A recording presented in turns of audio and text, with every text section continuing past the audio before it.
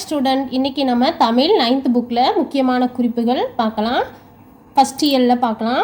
First உங்களுக்கு தெரியுமா, இந்த தெரியுமா பாக்ஸில் தமிழ் வடமொழியின் மகள் அன்று, அது தனி குடும்பத்திற்கு உரிய மொழி, கிருதப கலப்பின்றி அது தனித்தியங்கும் ஆற்றல் பெற்ற மொழி, தமிழுக்கு இந்தியாவின் பிற மொழிகளுக்கு தொடர்பு இருக்கலாம் அப்படி இந்த பாக்ஸில் இருக்கிறது சொன்னவர் யாருன்னா கால்டுவெல்.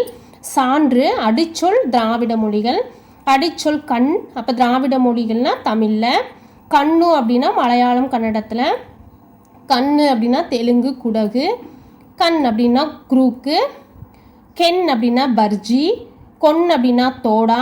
இதெல்லாம் நல்லா நோட் பண்ணிக்கோங்க. அடுத்தது திராவிட மொழிகளில் எண்ணு பெயர்கள் ஒன்று போலவே அமைந்துள்ளன.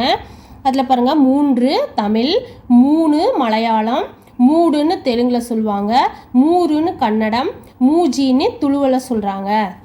தேங்க்யூ ஃப்ரெண்ட், நல்லா படிச்சுக்கோங்க.